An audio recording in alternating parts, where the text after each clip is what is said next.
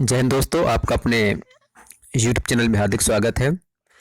अध्यापक साथियों, आज हम निष्ठा प्रशिक्षण 3.0 मॉड्यूल क्रमांक 8 सीखने का आकलन की प्रश्नोत्तरी देखेंगे। तो ऐसा तो देखते हैं प्रश्नोत्तरी का प्रथम प्रश्न। साथी, मॉड्यूल का प्रथम प्रश्न है, एक HPC होलिस्टिक प्रोग्रेस कार्ड के संकेतकों में शामिल है।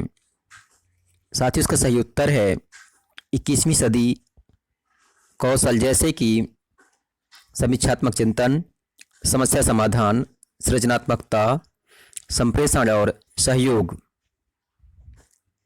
अगला प्रश्न है, HPC कार्ड घर और स्कूल के बीच एक महत्वपूर्ण कड़ी होगा और इसके साथ नियमित अभिभावक शिक्षक मीटिंग होगी।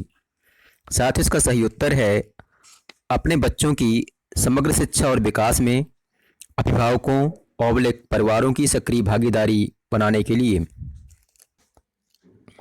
अगला प्रश्न है, एक बच्चा एक पंक्ति में रखी वस्तुओं को छू और गिन रहा है। शिक्षक बच्चे की डैश में प्रगति का अवलोकन कर रहा है। साथ ही इसका सही उत्तर है बुनियादी संख्या ज्ञान।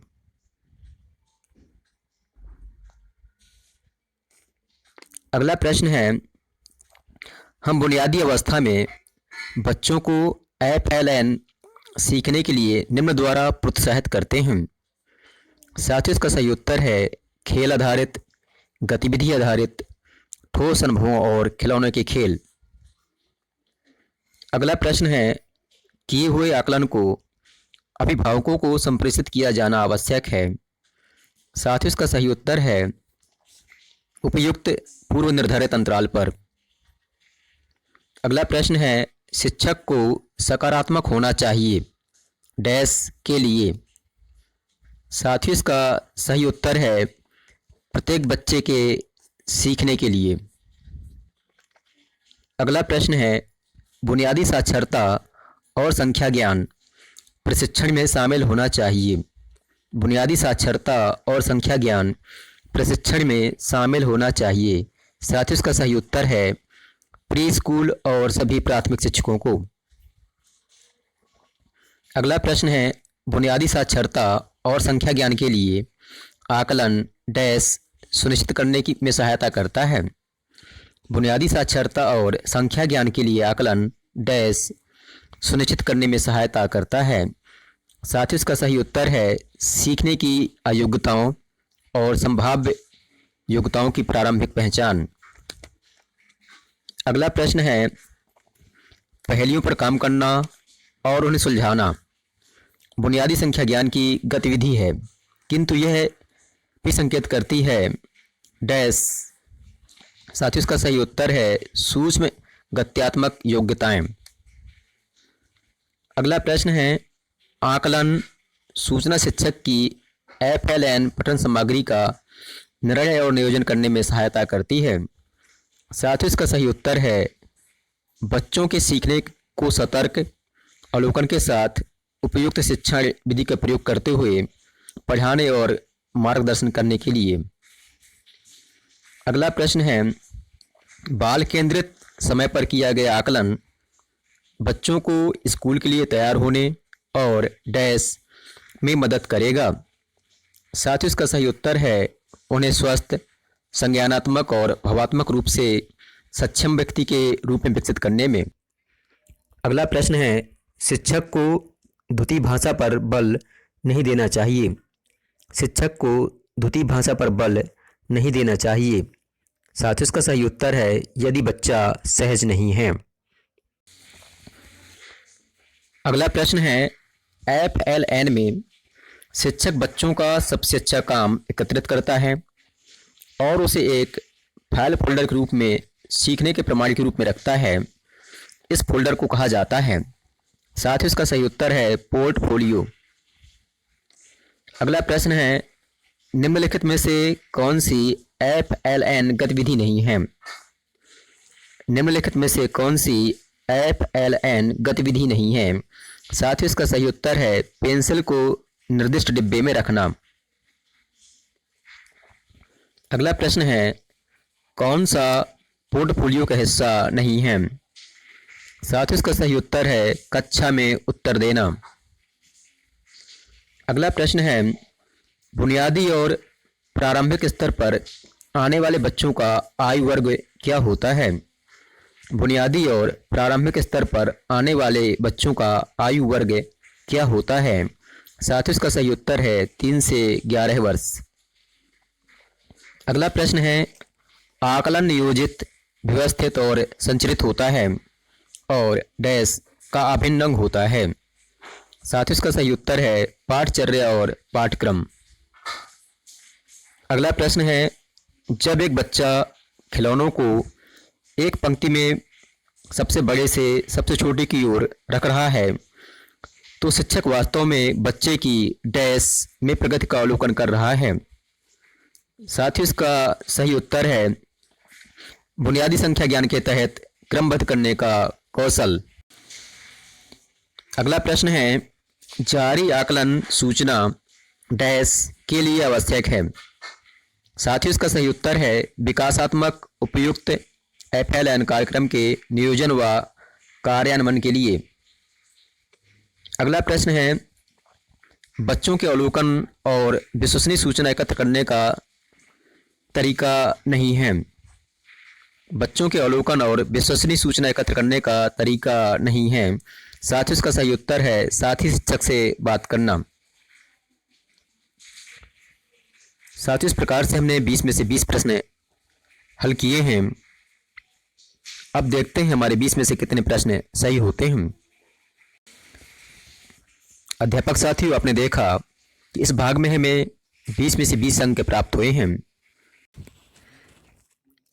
अध्यापक साथियों, आइए अब देखते हैं मॉड्यूल सीखने का आकलन की प्रश्नोत्तरी का दूसरा भाग। साथियों, आपको प्रथम भाग में जो प्रश्न न मिल पाए होंगे वे इस भाग में जरूर मिल जाएंगे। तो ऐसा तो देखते हैं प्रश्नोत्तरी का प्रथम प्रश्न। आइए साथियों देखते हैं अब दूसरे भाग का प्रथम प्रश्न। छोटे बच्चों के FLN के लिए सीखने और विकास के अवलोकन और आकलन के लिए निम्नलिखित तकनीक की आवश्यकता होती है। साथ ही इसका सही उत्तर है विविध उपकरण और आकलन तकनीकें। अगला प्रश्न है, बुनियादी साक्षरता और संख्या ज्ञान के लिए आकलन डैश सुनिश्चित करने में सहायता करता है। साथ ही इसका सही उत्तर है सीखने की योग्यताओं और संभाव्य योग्यताओं की प्रारंभिक पहचान। अगला प्रश्न है, बच्चे विविध पृष्ठभूमियों से आते हैं और विविध प्रकार के अवलोकन एक वास्तविक विस्तृत आंकड़ा प्रदान करते हैं जिस पर शिक्षक करता है। साथ ही इसका सही उत्तर है बच्चों के साक्षरता और संख्या ज्ञान प्रबलता स्तर में सुधार लाने के लिए चिंतन और उपयुक्त योजना का विकास। साथ ही अगला प्रश्न है, कक्षा पुस्तकालय या साक्षरता क्षेत्र में निम्नलिखित नहीं होता। साथ ही इसका सही उत्तर है ब्लॉक बिल्डिंग। अगला प्रश्न है, नई शिक्षा नीति 2020 के अनुसार स्कूल आधारित आकलन के लिए सभी बच्चों का प्रगति कार्ड जो अभिभावकों को संप्रेषित किया जाएगा होगा। साथ ही इसका सही उत्तर है समग्र स्वरूप का। अगला प्रश्न है, शिक्षक को द्वितीय भाषा पर बल नहीं देना चाहिए। शिक्षक को द्वितीय भाषा पर बल नहीं देना चाहिए। साथ ही इसका सही उत्तर है यदि बच्चा सहज नहीं है। अगला प्रश्न है, गणित या हस्तकौशल क्षेत्र में नहीं होता। साथ ही इसका सही उत्तर है पेंट और ब्रश। अगला प्रश्न है, कौन सा पोर्टफोलियो का हिस्सा नहीं है। साथ ही इसका सही उत्तर है कक्षा में उत्तर देना। अगला प्रश्न है, शिक्षकों को आदर्श साक्षर गणितीय व्यवहार की आवश्यकता होती है। इसका सही उत्तर है गतिविधियों के लिए निर्देश देते समय। अगला प्रश्न है, खिलौने वाले टेलीफोन और बोलती पुस्तकें तकनीकी सहायता प्राप्त खिलौने हैं जो काफ़ी हद तक डैश को बढ़ावा देते हैं। इसका सही उत्तर है भाषा और संप्रेषण कौशलों को। अगला प्रश्न है, निम्नलिखित में से कौन सा रूब्रिक को आकलन के साधन के रूप में प्रयोग करने के लिए सही नहीं है? साथ ही इसका सही उत्तर है एक शिक्षक के लिए बच्चे को उत्तीर्ण ऑब्लिक अनुत्तीर्ण करने का अवसर। अगला प्रश्न है, कक्षा में वे कौन से क्षेत्र हैं जहां बच्चों को विकास के विशिष्ट क्षेत्र से संबंधित प्रायोगिक सामग्री मिलती है? साथ ही इसका सही उत्तर है सीखने के गतिविधि केंद्र। अगला प्रश्न है, HPC कार्ड घर और स्कूल के बीच एक महत्वपूर्ण कड़ी होगा। इसके साथ नियमित अभिभावक शिक्षक मीटिंग होगी। साथ ही इसका सही उत्तर है अपने बच्चों की समग्र शिक्षा और विकास में अभिभावकों ऑब्लिक परिवारों को सक्रिय सहभागी बनाने के लिए। अगला प्रश्न है, जारी आकलन सूचना डैश के लिए आवश्यक है। साथ ही इसका सही उत्तर है विकासात्मक उपयुक्त FLN कार्यक्रम के नियोजन व कार्यान्वयन के लिए। अगला प्रश्न है, आकलन नियोजित, व्यवस्थित और संरचित होता है और डैश का अभिन्न अंग होता है। साथ ही इसका सही उत्तर है पाठचर्या ऑब्लिक पाठ्यक्रम। अगला प्रश्न है, FLN में शिक्षक बच्चों का सबसे अच्छा काम एकत्रित करता है और उसे एक फाइल फोल्डर में सीखने के प्रमाण के रूप में रखता है। फोल्डर को कहा जाता है। साथ ही इसका सही उत्तर है पोर्टफोलियो। साथ ही अगला प्रश्न है, FLN में आकलन का उद्देश्य है। साथ ही इसका सही उत्तर है बुनियादी अवस्था पर काम करने वाले शिक्षकों को बच्चों के साक्षरता और संख्या ज्ञान के लिए सीखने के स्तर के बारे में ठोस सूचना प्रदान करना। अगला प्रश्न है, खिलौनों और शैक्षणिक खेल सामग्री को विकासात्मक रूप से उपयुक्त, सांस्कृतिक रूप से उचित और डैश होना चाहिए।